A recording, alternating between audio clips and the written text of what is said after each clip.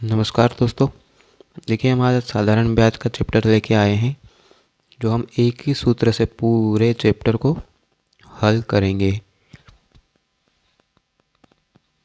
तो देखिए, साधारण ब्याज में हमें कुछ याद रखना है। जैसे मूलधन है, जिसको इंग्लिश में प्रिंसिपल कहते हैं। तो मूलधन यानी कि हम जो राशि उधार लेते हैं, उसे हम मूलधन कहेंगे। ब्याज, तो मूलधन जो लेंगे या फिर मूलधन पे मिलने वाला जो आय होती है, उसे हम ब्याज कहते हैं। फिर है समय, तो हम जितने वर्ष के लिए या जितने माह के लिए हम कर्ज लेते हैं, वह समय होगा। दर, हम किस रेट से उस राशि को उधार ले रहे हैं। और मिश्रधन जो है, वह मूलधन और ब्याज के योग से जो प्राप्त राशि होती है, उसे हम मिश्रधन कहेंगे।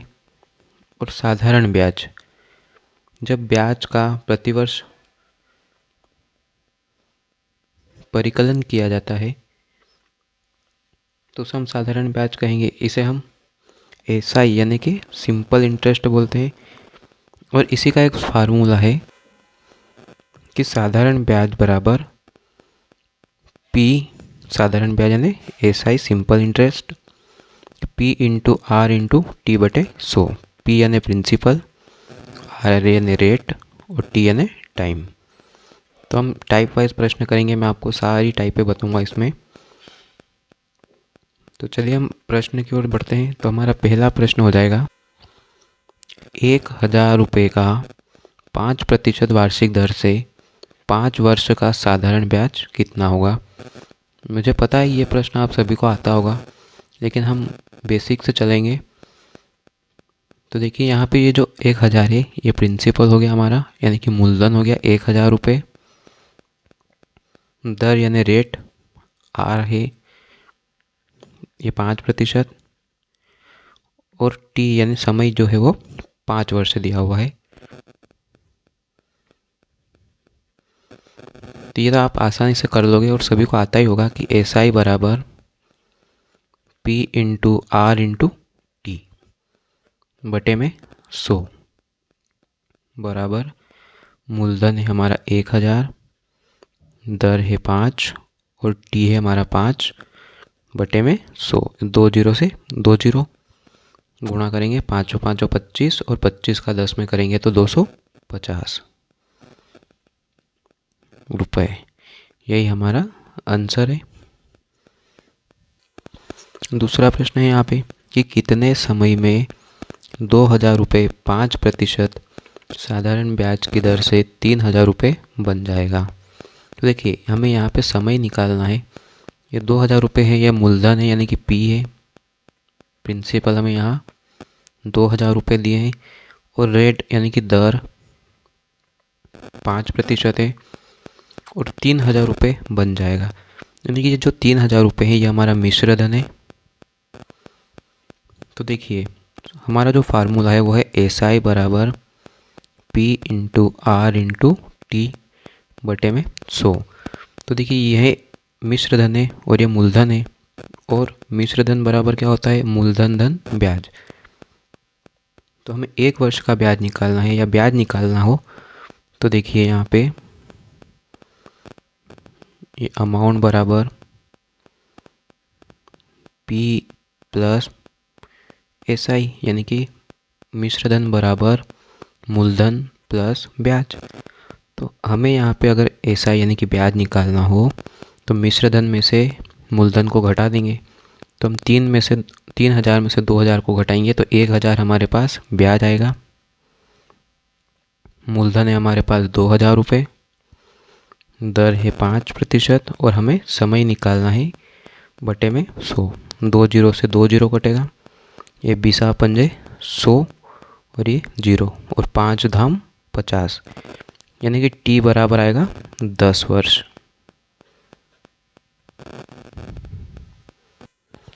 तीसरा प्रश्न है कि किस दर से 1,500 रुपये का साधारण ब्याज 2 वर्ष में 15 रुपये होगा।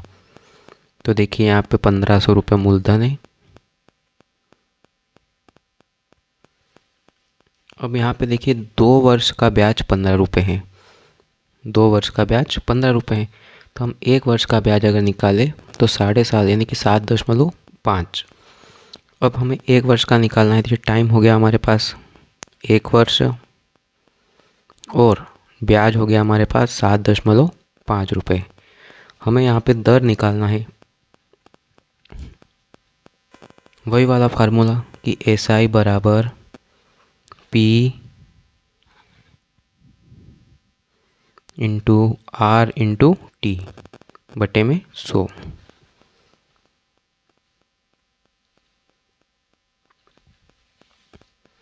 तो देखिए हमारे पास SI यानी ब्याज हो गया 7.5, P है हमारे पास 1500, रेट हमें निकालना है, टाइम 1 वर्ष का लिया था बटे में 100, 2 जीरो से 2 जीरो हो गया। अब यहाँ देखिए 7.5 का 2 गुना होता है 15, तो यहाँ पे R बराबर 1/2% हो जाएगा। चौथा प्रश्न है कि कोई धन 8% की दर से 4 वर्ष में 6,600 रुपये मिश्र धन देता है, तो हमें यहाँ पे मूलधन निकालना है। तो देखिए ये 8% दर है और 4 वर्ष का समय है, तो हम 8 और 4 का गुणा करेंगे तो यहाँ पे 32% आ जाएगा।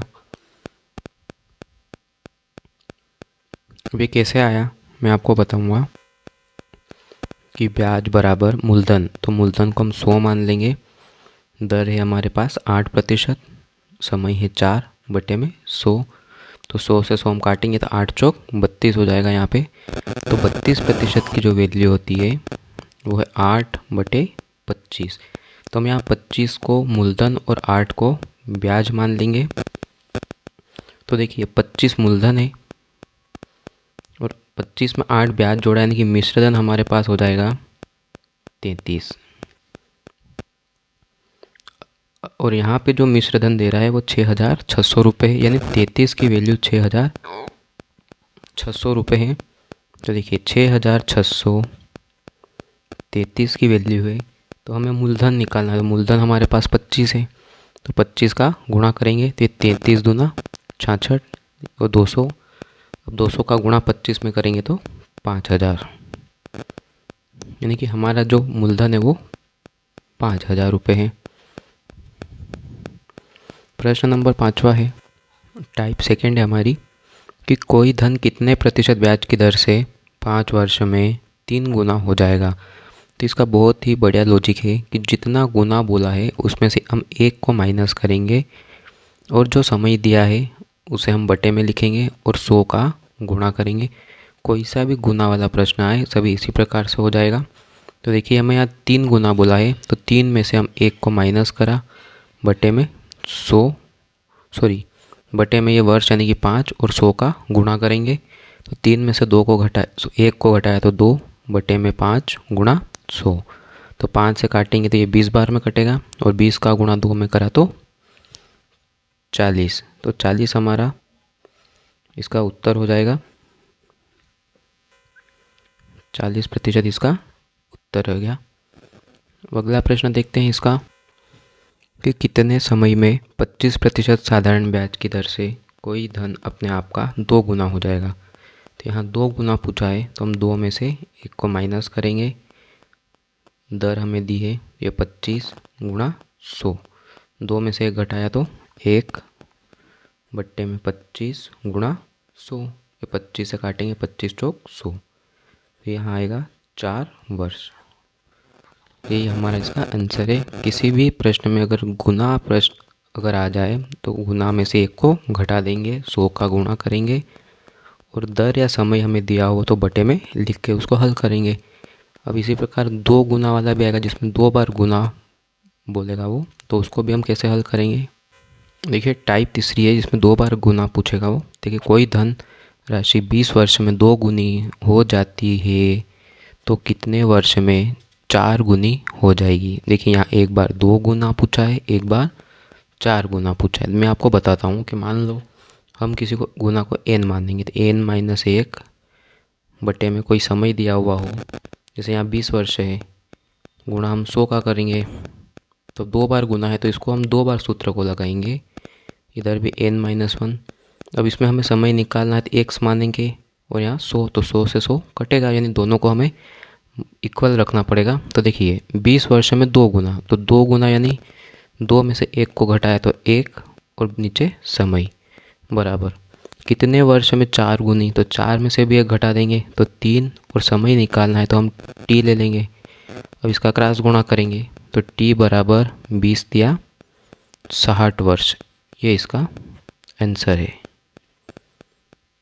अगला प्रश्न है हमारा, कोई धन 10 वर्ष में 5% वार्षिक ब्याज की दर से 3 गुनी हो जाती है, तो फिर किस दर से उसी समय में 5 गुना हो जाएगा। देखिए यहाँ एक नया दिया हुआ है कि समय भी दिया है और दर भी दिया हुआ है।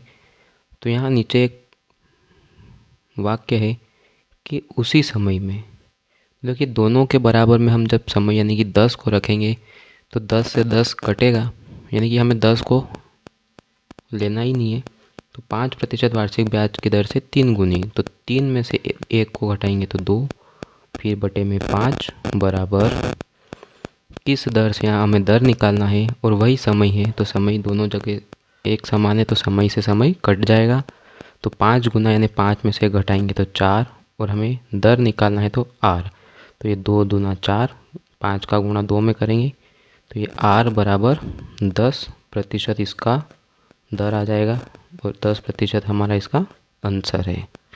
अगला प्रश्न है इसी का, टाइप नंबर 4 हमारे कि यदि किसी धन को 8% के बदले 12% ब्याज पे लगाया गया होता तो उस धन पर 2 वर्ष में 400 रुपये अधिक ब्याज प्राप्त होता, तो वह मूलधन कितना है।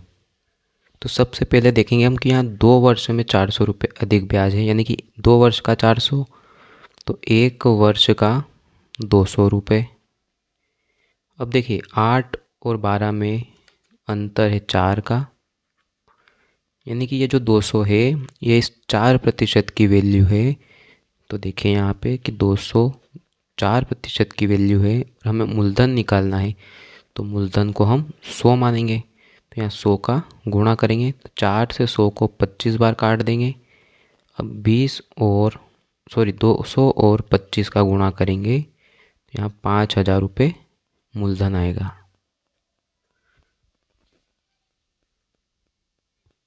अगला प्रश्न है हमारा 10वां प्रश्न है कि यदि किसी धन पर 10% की दर से 5 तथा 3 वर्ष के साधारण ब्याजों का अंतर 180 रुपये है, तो वह धन बताना है। तो यहाँ पे हमें समय दिया हुआ है और समय का अंतर है यहाँ पे। तो देखिए 5 और 3 वर्ष का अंतर यानी कि 2 वर्ष आएगा और ब्याज में अंतर है 180 रुपये का।